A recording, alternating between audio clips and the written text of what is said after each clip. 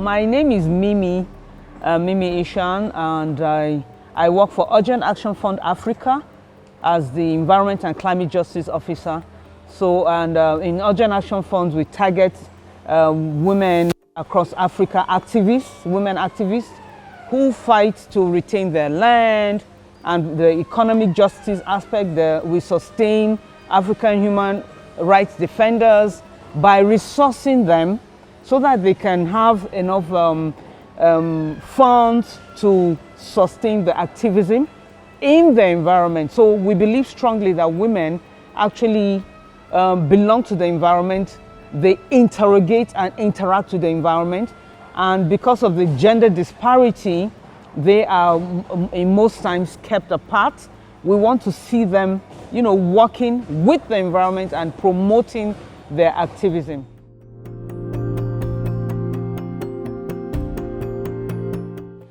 I'm passionate about women.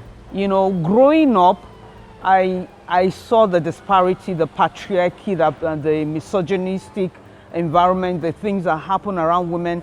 And, women suffer a lot. Women bear the brunt of everything. The burden of care, taking care of children, ensuring the entire family is safe, provision of livelihood and health for the family. It all borders on women. I see the woman being in charge of the environment because that is where she derives her livelihood. Coming from a patriarchy environment, men take leadership on land issues.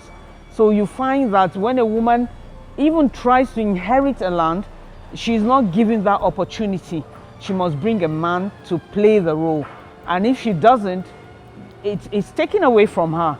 And once you take away the land from the woman, you've stripped her of everything. You've stripped her of her livelihood, of her life, and everything that represents the woman. So I feel with the knowledge I have, I should defend women across Africa to, fight for their rights and for justice.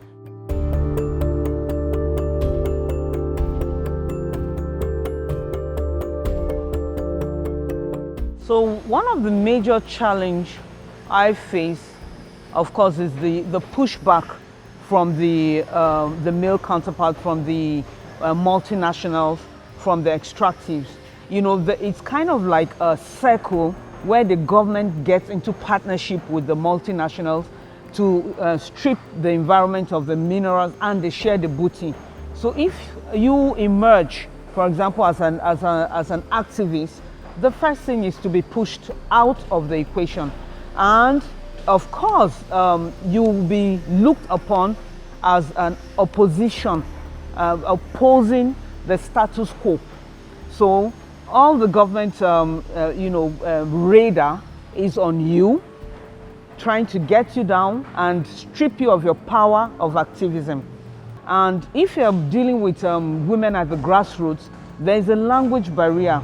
But you need to walk through these women to get them to understand what they're dealing with, the forces that is working against them, so that they in themselves will turn out to be activists.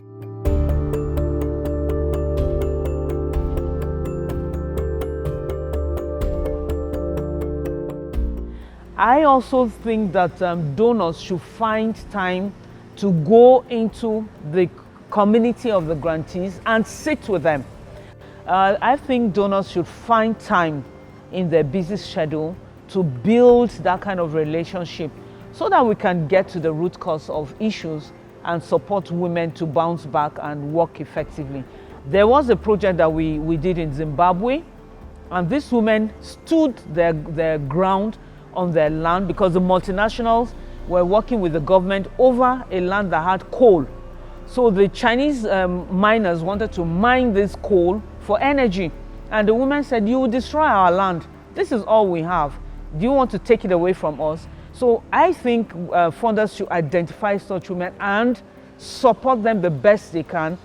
And like I said, funders should invest in movement building for environment, women human rights defenders. We need to know that when we center care in environmental activists, that they would always continue to act to in their activism to ensure that what they're fighting for change. We need to know that the land belongs to the woman, and unless we understand that, we're stripping her of her livelihood, we're stripping her of her economic power, we're stripping the woman of the care. You know, care begins with the woman when she has children.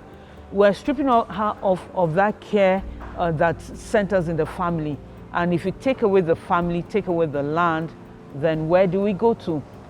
I need donors to really interrogate, to come down to the level of environmental activists to understand the issues they're going through in their language and work with them to bring out solutions that are lasting and that are systemic and that can change the status quo.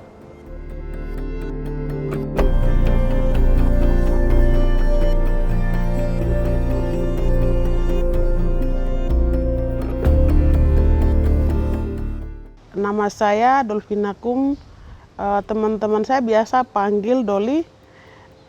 Saya mewakili komunitas yang dipimpin oleh saya sendiri.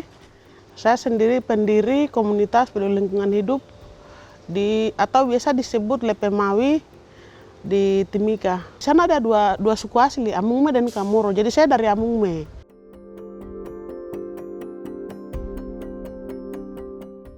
Arti menjadi aktivis lingkungan itu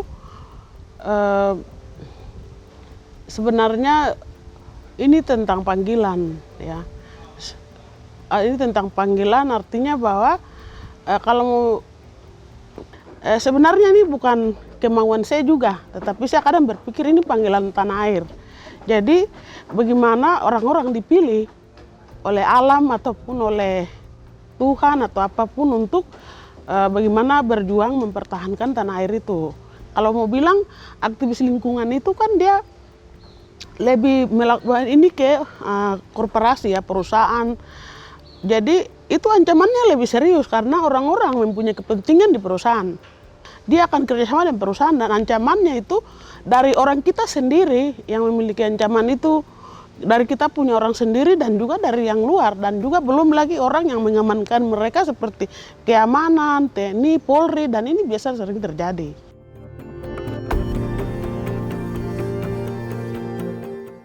Saya pernah tahun 2020 ditangkap itu saya dituduh mobilisasi massa dan melakukan aksi. Yang sebenarnya 2020 itu kan waktu itu kami itu pas bertepatan dengan ini ya, hari di mana waktu itu ada isu kasus rasis itu. Cuman waktu itu sebenarnya bukan saya yang memimpin di situ. Saya hanya ke situ dan karena saya merasa aktivis ya, saya berpartisipasi, tetapi tiba-tiba di situ kamu yang nama Dolvina Kum. Saya bilang iya Pak, polisi, terus langsung tangkap dia, hanya itu. Oh ya, jadi yang kami lakukan di komunitas saya itu, kami melakukan pendampingan. Kami memang tidak memiliki apa-apa, tetapi artinya bahwa sekretariat pun sering pindah-pindah. Kami menjalankan organisasi kami pun masih melalui sumbangan anggota iuran wajib, tapi kami ya tadi jiwa-jiwa aktivis yang memang selalu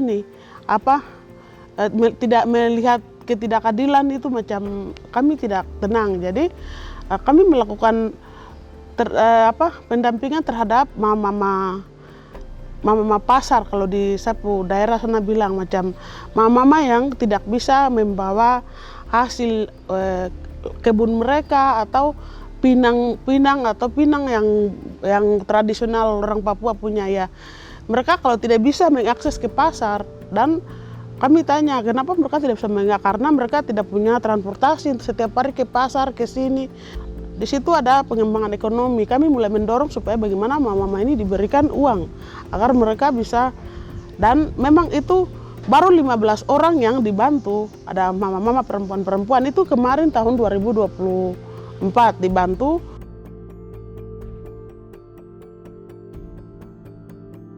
kami ingin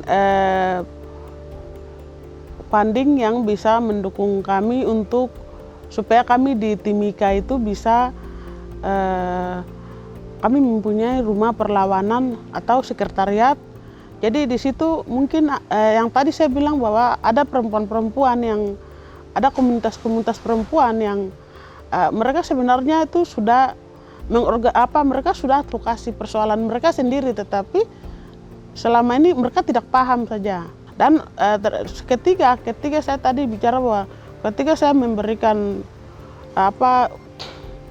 kapasitas building atau pengembangan kapasitas, mereka baru sadar ternyata di seluruh dunia itu ada perempuan kayak mereka. Dan saya mau di situ kami berkumpul di satu rumah dan selalu berbagi cerita dan mereka mengembangkan kreativitas mereka. Cuman kami kadang sulit untuk mengakses itu.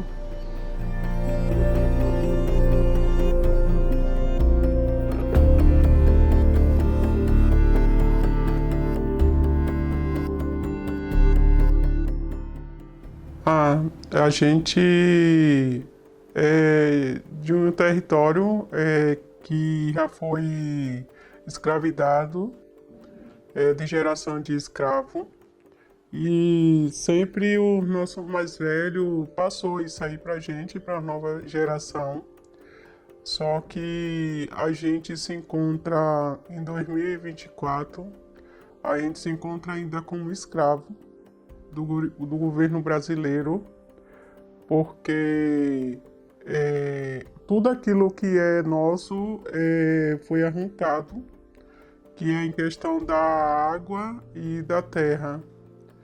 Então, várias comunidades quilombolas estão perdendo seus espaços e os espaços estão sendo poluídos e tem muita gente doente. E a gente perdeu muita gente em questão das violências. A gente é obrigado a ser defensora dos direitos humanos porque as nossas vidas estão em jogo, né? Então, se a gente não se levantar para ser defensora, cada vez mais a gente perde mais pessoas. Então, a gente é obrigado, não é porque a gente quer fazer, é porque o caminho das torturas e dos assassinatos levou a isso.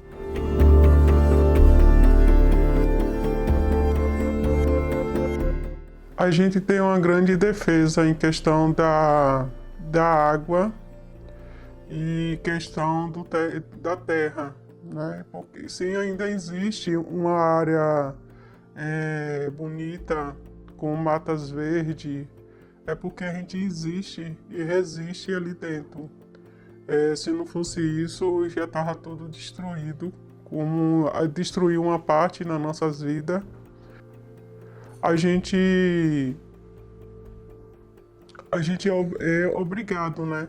É uma água que eu já tomei muitas porradas na beirada dela, eu já fui torturada, nosso povo já foi torturado.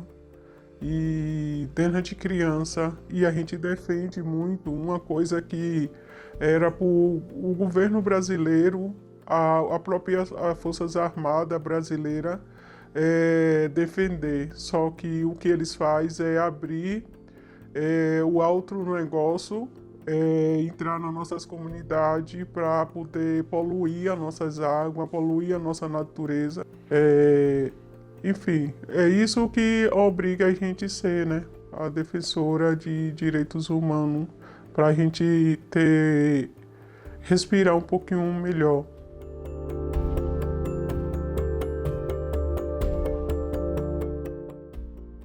Então a gente acredita muito da cultura do mais velho, em questão a reza, em questão das folhas, né? Tudo aquilo que é plantado no nosso território representa sobre a nossa alma, nosso espírito. E quando a gente fala do rio, o rio é quando a gente está muito carregado, com muitos problemas, com muitas ameaças, a gente chega na beirada do rio, ele senta, que chore, que fique ali o dia todo sentado, olhando para o rio, para as águas, levar todas as coisas ruins. E eu acredito muito, abaixo de Deus, o poder da reza e o autocuidado que a gente tem entre nós. Então a gente fez uma corrente sobre a minha pessoa mesmo, entre família, de um cuidar do outro e nunca deixar sozinha. Aí eu nunca vou para um lugar sozinha, sempre estou com pessoas acompanhado. Então a gente tem que ter esse cuidado para viver um minuto, um segundo a mais.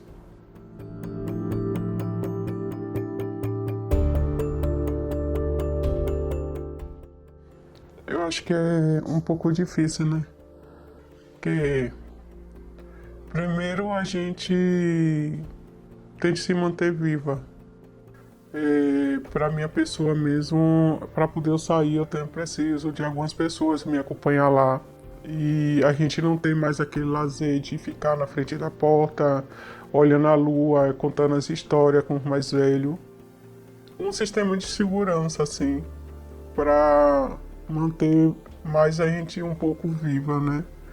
E a gente fez uma avaliação, a gente precisa de um espaço fora para quando perceber algo, a gente sair do território e ficar um pouco fora para depois voltar. Então, não tem sentido o território sem as vidas, né? Então, em primeiro lugar, a gente tem de prevenir as vidas para depois a gente ter o território.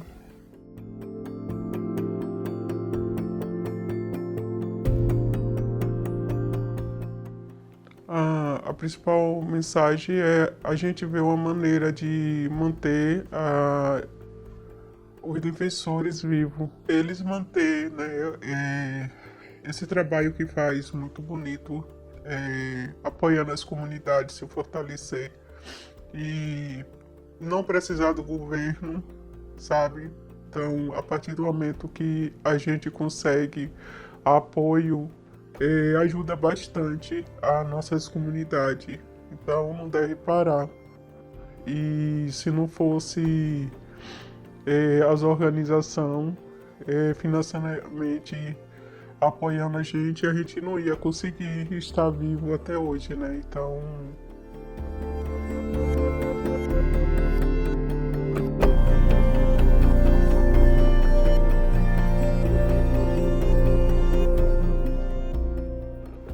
olá, eu sou Débora Sabará,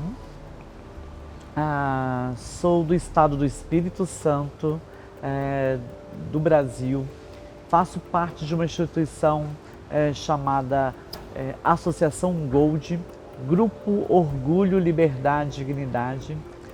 Também estou como diretora de duas das maiores instituições no Brasil, a ANTRA e a ABGLT. A ANTRA é uma instituição específica da luta pelas pessoas travestis, transexuais, e a ABGLT para toda a população LGBT.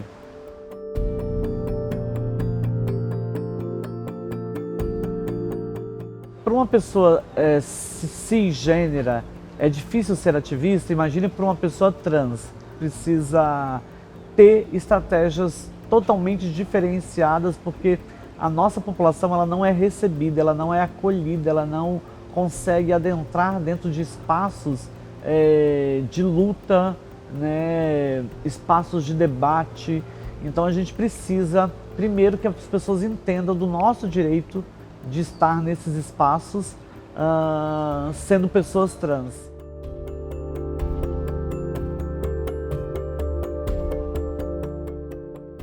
A população travesti, transexual no Brasil é muito assassinada. Desde muito cedo a gente sofre diversas violações de direitos dentro de casa, por falta de políticas públicas. A única profissão que temos por ano, há anos que a gente vem só se utilizando da prostituição como sobrevivência. As nossas travestis estão nas periferias, as nossas travestis estão sem condições, não tiveram oportunidade do direito ao carinho e ao afeto familiar.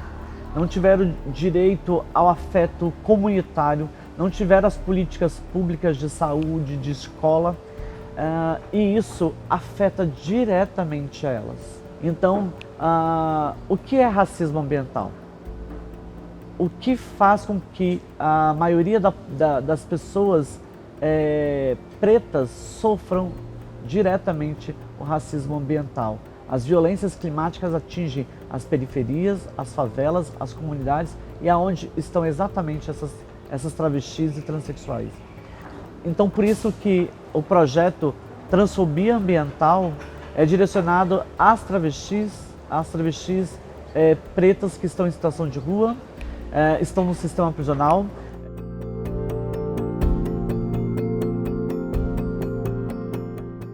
Nós também, pessoas travestis, temos dificuldades de ter visibilidade, de ter representatividade e de mostrar o nosso protagonismo.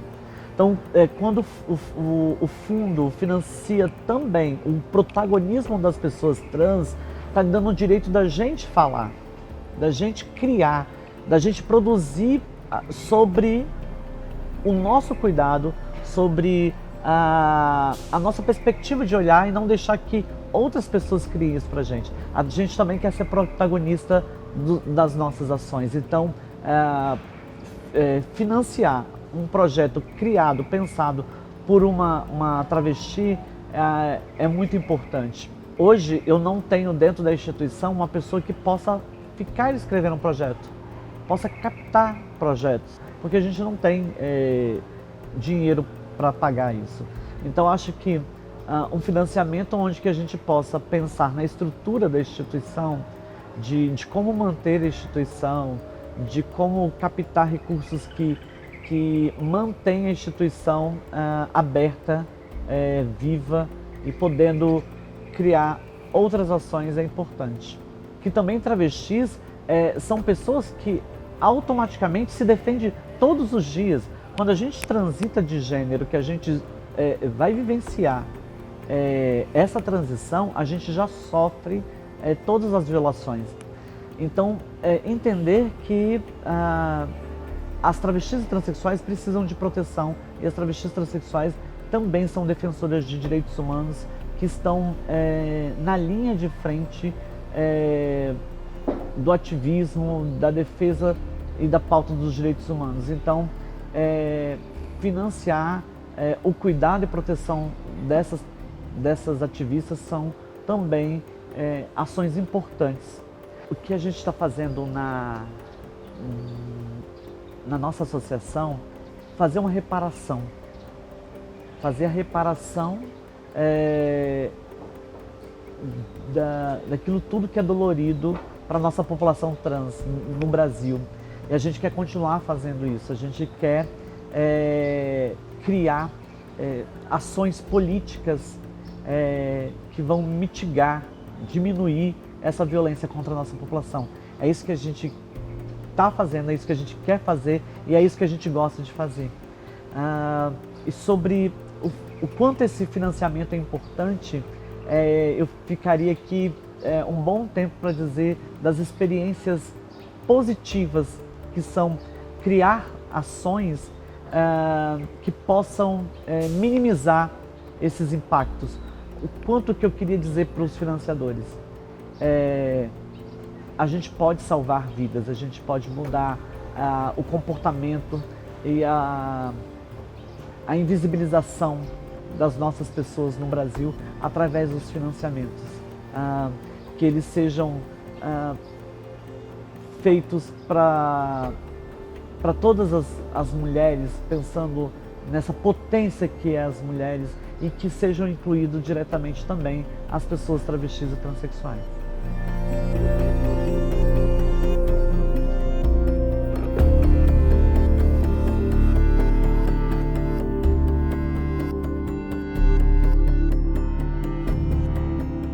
Mi nombre es Jovita Tzul, yo soy maya quiché de Guatemala, soy abogada y actualmente soy parte del Instituto AMAC, un colectivo que formamos hace más de 12 años, derivado de una masacre que se dio en mi pueblo por parte del Ejército de Guatemala.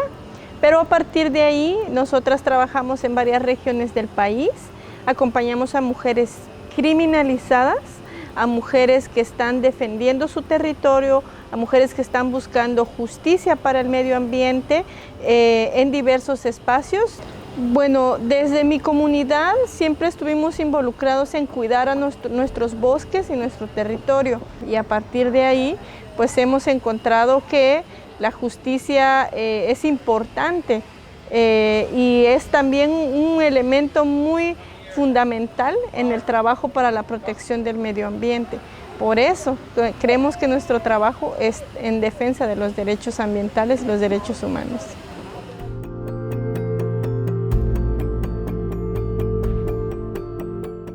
Es el racismo al que nos enfrentamos las mujeres indígenas, principalmente las mujeres indígenas que estamos dentro del sistema de justicia. El sistema de justicia es un sistema pensado por y para hombres y desde los hombres, y por supuesto un prototipo de hombres, y no es un espacio en el que las mujeres podamos estar, y esa ha sido una lucha constante tanto para mí como abogada como a las mujeres a las que represento. Entonces es un reto, es un desafío, pero entonces nosotros también le damos la vuelta y decimos que no es un desafío mío ni de la persona a la que acompaño, es un desafío del Estado. Ellos tienen que aprender a atendernos, y es un reto para ellos, no es un reto para mí. Y el tercero podría ser los riesgos que lleva el trabajo. Estamos haciendo trabajo en contra de empresas nacionales, transnacionales, bancos internacionales, militares, políticos de alto rango en el país, y eso nos coloca en una situación también de riesgo y de vulnerabilidad física y también emocional. También estamos como en desventaja, pero también ante eso tenemos la fuerza, la unidad, el trabajo de la comunidad, el respaldo de la comunidad que tenemos ante la respuesta de estas amenazas también.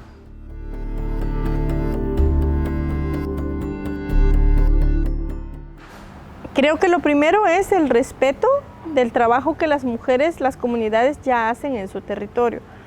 Solo el que vive en el territorio puede saber cómo defenderlo de mejor manera y de qué defenderlo de esa forma. Entonces creo que el reconocimiento y el respeto a ese trabajo primero, y luego buscar apoyarlo en la medida de lo que ellos necesitan. En ese sentido también las acciones que se van haciendo las tenemos que acoplar a lo que ellas necesitan.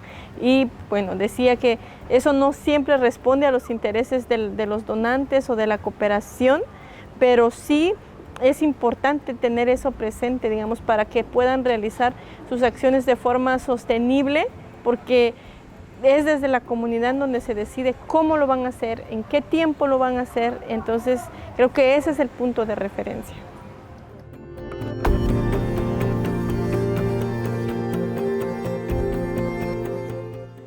Bueno, lo primero es decir gracias por aportar a estas iniciativas, al trabajo que realizamos, que creemos que con fondos específicos o pequeños que se han tenido, hemos logrado hacer muchas cosas importantes para las mujeres.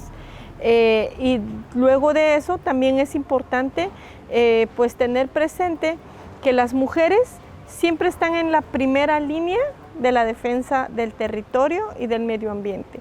Y esto entonces nos pone en una situación de más riesgo físico, emocional, espiritual.